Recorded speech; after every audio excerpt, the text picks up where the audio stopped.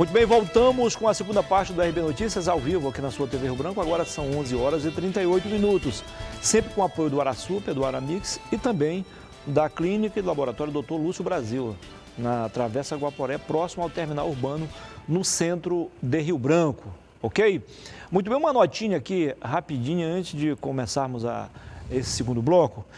Há mais ou menos um mês eu fiz um comentário aqui com base no que está escrito, está estampado na Constituição Federal, na Constituição Estadual, na Lei Orgânica do Tribunal de Contas e no próprio regimento interno do órgão, sobre a entrada, sobre a indicação do doutor Ribamar Trindade como novo conselheiro da Corte de Contas. E eu deixei bem claro que ali não existia, da minha parte, nenhuma intriga pessoal, ao contrário, nós somos amigos de infância. O pai do doutor Ribamar, o seu Lino Duarte, era compadre do meu pai. Eu digo era compadre porque ele já tombou, ele morreu, ele não chegou a ver o filho tomar posse. Ele morreu no dia 30 de dezembro do ano passado, vai fazer um ano. Ele viu o filho ser nomeado, mas não tomou posse. 2 dias antes ele morreu. E o meu pai se foi em março deste ano, eles eram compadres. Meu pai é afilhado do Juscelano, que o senhor conhece, foi jogador de futebol, jogou nos principais times aqui, inclusive no nosso Tricolor de Aço, no Independência. Então nós temos amizade de infância. E eu que não gostaria de ver um amigo lá no Tribunal de Contas, ocorre que ele não preenche os requisitos, os pré-requisitos. Ele tinha que ser auditor substituto, não é. Aliás, ele não faz parte de fato do tribunal, ele era um cargo comissionado no Tribunal de Contas. Além disso, tem aquela história, porque a 6ª vaga agora, deixada aberta com a morte do doutor José Augusto de Faria, em agosto desse ano, pertence ao Tribunal de Contas. Não é de livre escolha do governo do Estado. Eis o equívoco. Comemoraram antes do tempo com a decisão liminar e agora o presidente do STF deu no meio da linha. Proibiu a posse. Vamos deixar como está para ver como fica. Só digo o seguinte, o governador não é obrigado a nomear a doutora Maria de Jesus, que é auditora substituta, como conselheira, mas não tem o direito de indicar ninguém para a vaga dela no momento. Qual seria a solução? Um concurso público no Tribunal de Contas para ir ter outra pessoa, porque já barraram a doutora Jesus por causa da idade. Embora a PEC da Bengala, dê a ela amplos direitos, mas não estão sendo levados em conta esses detalhes. Ok? Vamos lá então. Anunciei agora, na virada do bloco, a entrevista com Éden Azevedo, presidente da ASPEM. Mas a entrevista com o prefeito eleito Tião Bocalon vai ao ar apenas no final da tarde, que a gente vai voltar agora com o programa de tarde, às 5 da tarde. Então, o Bocalon não vai ser entrevistado agora, e sim no final da tarde. Eu tenho o prazer, então, de voltar a conversar com a dupla sensação do momento, Silvano e Montezuma, da Fundação. Isso é bom porque a gente tinha outros assuntos aí para colocar em prática, vamos aqui. Afinal de contas, sem educação a gente não pode pensar no futuro melhor, né, doutor? É verdade. Então vocês estão aí ajudando o poder público e as empresas privadas a terem uma mão de obra nós só queríamos qualificada, preparada para o futuro. Sim. Né? Dessa feita, é bom esclarecer que nós acreditamos que santo de casa faz milagre. Faz. Que há situações... Eu não concordo nessa frase, não. Tem uns que falam que santo de casa não faz milagre. E a gente vê que, e o que eu quero dizer com isso, é que a gente vai buscar distante aquilo que nós temos aqui. Sim. E a Fundação, ela vai demonstrar isso. Nós queremos inverter o quadro justamente através da educação, a partir dos exemplos do que já foi realizada em tantos países do mundo, né? Basta a gente olhar o que aconteceu o Japão pós-guerra, Coreia e até a própria China. Agora, recentemente, né? Doutor Montezuma também pensa igual nesse sentido? Sim, veja, o Acre está para o Brasil, assim como o Japão está para o mundo. Veja, o que o Japão tem de riquezas naturais? Nada. E uma ilha que tem tremores de terra todos os dias. O Acre não tem nada do ponto de vista de ciência e tecnologia para ofertar à população do Acre. Nós temos, inclusive, a gente estava conversando aqui, uma população do estado que não chega a 1 milhão. É verdade. E nós somos um dos estados mais preservado do país. E uma riqueza incalculável. A riqueza natural. Natural. Que não chega a ser uma riqueza real, né? O Japão tem hoje a expertise em várias áreas do conhecimento, tecnologia, enfim. O Acre pode ter também. Claro. Além do mais, nós temos além dessa riqueza natural, nós estamos geograficamente numa região privilegiada. Nós somos o centro da América do Sul.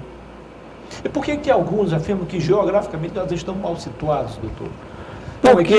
Porque fugiram da aula de geografia. Desculpa. Se você olhar o mapa da América do Sul, nós estamos mais perto da Argentina do que São Paulo. Sim. Convém também mencionar que, segundo as informações, e eu já vi isso nos céus, aqui diariamente transita 34 voos internacionais. E o banco é uma aerovia. Sim. Aqui funciona como se fosse uma rotatória. Então, são 34 voos internacionais, nós temos um aeroporto internacional. E nenhum deles pousam aqui. Ó, abrindo assim um outro parênteses aqui, só para reforçar, o governador Gladys Cameli já sacou isso, geograficamente, e propôs à CBF a realização de jogos aí da Mercosul, aqui no nosso estado. Fica bem mais próximo. Se você percebeu a região geográfica, nós estamos mais próximos do Caribe do que São Paulo. Os voos internacionais para o Caribe saem todos de São Paulo. Um grupo de empresários, durante aquela enchente de 84, de 2014, 2015, digo, enchente ou alagamento, como queiram, um grupo chegou a defender essa saída aqui e não diretamente com o Brasil, o Porto de Santos. Eu começo a dar razão a eles também, tanto para exportar quanto para importar. Sim. Se você chega na Colômbia, que nós somos quase vizinhos, na Colômbia, Sim. nós temos vizinhança com o Peru e com a Bolívia. E se você olhar de cima o mapa, você percebe, quando o mapa é feito pela NASA, que é um mapa real, Sim. você percebe que as distâncias são menores do que o mapa gráfico. Sim. Por quê? Porque o mapa não é o território, como dizia Lao Tse, quer dizer, é muito diferente o mapa da vida real do território. Mas quando você vê o mapa da NASA, você percebe que as distâncias são menores, a olho vistos, né, a olho nu. Então, se você tem uma aerovia aqui, né, distribuindo todos os bens de consumo que vêm da Europa, que vêm dos Estados Unidos, para a América Latina, o Acre se torna o centro no Brasil, a gente inverte o vetor. Agora é por isso que precisamos preparar o nosso pessoal.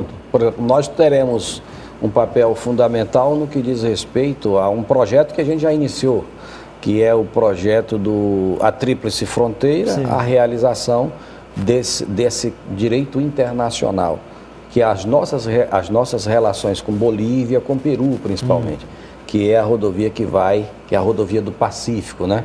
Nós, infelizmente, não temos notícias, né? Eu não ouvi ainda nenhuma notícia dizer que os poderes constituídos, o executivo tanto nacional quanto estadual ou municipal, que seja daqueles municípios, tenham travado algum tipo de conversação, de negociação, ou de encontro com esses nossos parceiros, com esses vizinhos. Nós somos vizinhos, mas vivemos de costas para eles e eles de costas para nós. Quando tem conversa é porque houve um sequestro no Acre que levaram para a Bolívia, houve um assalto, só isso. Mas nós não temos, pelo menos eu não vejo na imprensa, notícias de que está se tratando de um congresso de ciência, tecnologia. Houve um início de um processo no final dos governos militares, e aí depois do final dos anos 80, já na chamada Nova República, criaram até um instituto, Bolpebra, né? Bolívia, Peru e Brasil, mas parece que acabou se perdendo pelo caminho. Agora há um novo projeto em curso, mas digamos assim, a tão sonhada, o tão sonhado projeto de integração ainda não aconteceu, né, doutor? Sim, não aconteceu e a Fundação vem preencher essa lacuna. Nós temos que fomentar essa relação cultural científica com os Andes, né? Por exemplo, em termos gastronômico, por exemplo. Nós temos pouca comida dos Andes aqui e pouca comida do Acre, lá na Bolívia e Peru. Do ponto de vista científico e tecnológico, o Peru e Bolívia têm muitos importantes cientistas que nós não conhecemos. Qual é a publicação? Quantas pessoas no Acre falam fluentemente o espanhol?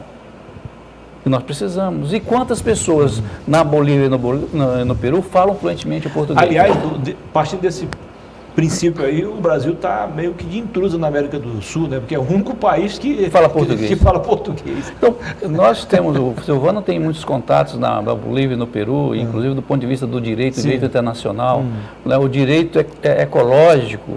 Quer dizer, nós vamos fomentar essa pós-graduação e mestrado na área de direito ecológico, doutorado na área de direito internacional.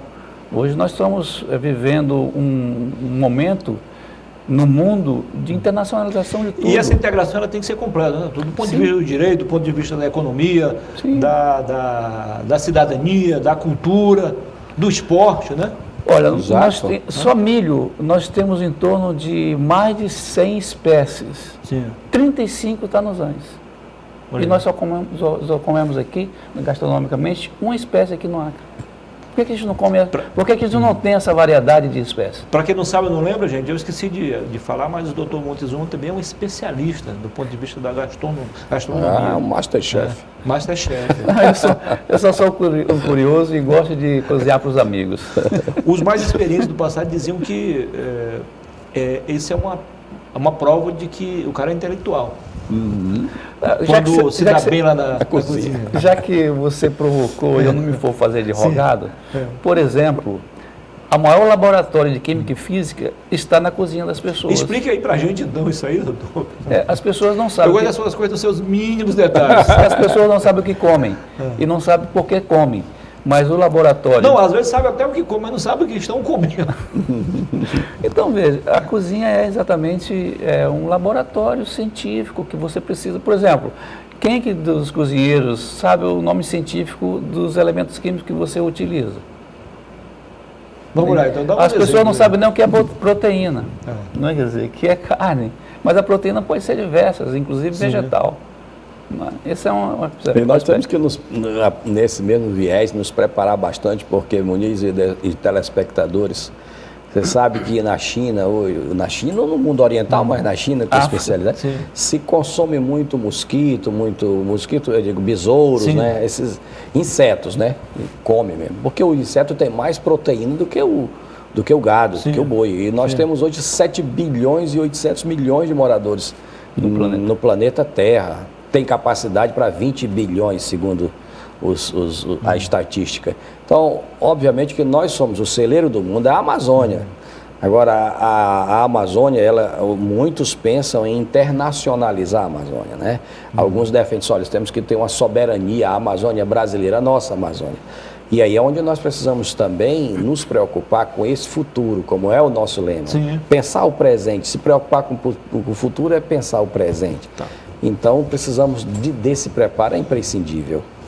Doutor, voltando ainda à questão econômica, saindo um pouco da educação, acho que tem tudo a ver com as coisas se completam, né? Eu só acho que isso é um caminho para a gente buscar, de fato, a nossa vocação econômica? Sim, o Acre precisa saber o que vai perguntar cientificamente. Saber o que quer, né? Qual é a nossa vocação econômica? Essa é a pergunta científica do momento. Tivemos, assim, enganadores no governo, falando um monte de bobagem, porque falta cultura científica e cultura política, e que até agora levaram ao Estado a uma penúria. 90%, se eu estou enganado, se eu não estou enganado, da renda que transita no Estado vem do governo. E nós economia chapa branca ainda. E nós precisamos inverter. Esse programa já falou várias vezes sobre isso, que isso não é novidade para os teus ouvintes e para as pessoas que nos assistem, para o povo acreano. Precisamos inverter esse valor, esse vetor e esse valor científico.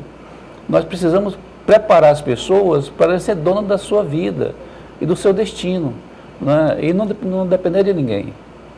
Nós não queremos que as pessoas sejam preparadas e fiquem com o anzol e a hora que a gente precisar, a gente puxa a cordinha. Não, ela tem que ser livre. Sim. Esse é o pensamento do Silvano e que a Fundação tem, né? O Silvano é presidente da Fundação e eu sou diretor científico de Ciência e Tecnologia. Mas, na verdade, nós somos tudo, né, Silvano?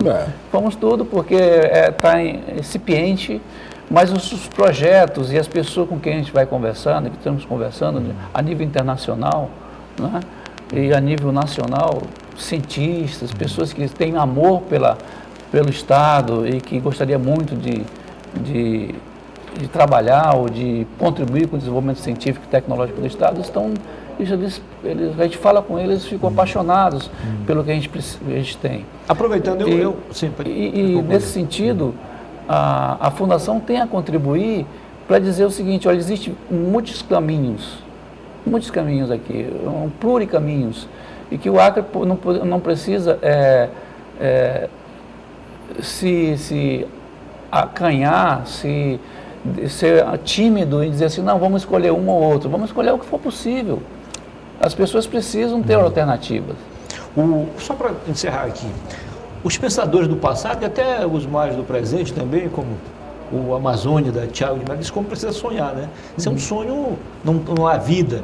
E qual foi o grande sonho de vocês? Qual é o grande sonho de vocês com essa fundação? Eu poderia até chamar o nosso querido Fernando Pessoa para a nossa conversa, que diz o seguinte, e eu faço minhas as palavras dele: eu não sou nada, eu não quero ser nada, não obstante a isso, tenho todos os sonhos do mundo. Pronto, resumiu. Então, eu não preciso estar no Acre para ajudar o Acre. E o Acre não precisa ser acanhado em termos de possibilidades. Né? Ele pode tudo. Basta conhecimento. O conhecimento é o segredo. Quem tem o conhecimento tem o poder. Legal. E aí precisamos socializar esse conhecimento, colocar na mão das pessoas esse conhecimento. E elas decidem o que fazer das suas vidas. A gente não precisa tutelar ninguém. Sim. Né? Nós estamos vivendo momentos de reflexão, onde as pessoas dizem, não faz isso, que isso é anticientífico. Mas as pessoas não vão buscar a ciência para saber se ele está falando a verdade. Não faz aquilo. Nós não precisamos que ninguém nos tutele. Aliás, a Constituição já nos fala que nós somos livres. Né? Então, nós vamos exercer a nossa liberdade de ciência, de tecnologia e de pensamento. Muito obrigado, doutor. Sucesso. Foi um prazer. Um prazer. Obrigado. Muito obrigado, doutor Silvano.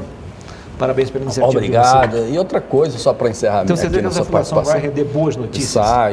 E é também muito, e nos foi muito incômodo, tem sido, toda vez que escutamos dizer que existe um número grande de pessoas analfabetas ainda no Acre. E o nosso ideal é erradicar esse analfabetismo. Zerar esse analfabetismo mesmo. Não é só dizer que a pessoa hoje escreve o nome. Nós já tivemos no Brasil casos em que um deputado federal eleito teve que treinar durante um mês porque não sabia assinar o nome. E nós precisamos erradicar isso. Acabar com isso. Esse é o nosso ideal. Sucesso para vocês. Obrigado. Foi um prazer. Feliz Natal. Depois do intervalo, aí sim, eu volto para conversar com Éden Azevedo, presidente da ASPEM. Até já.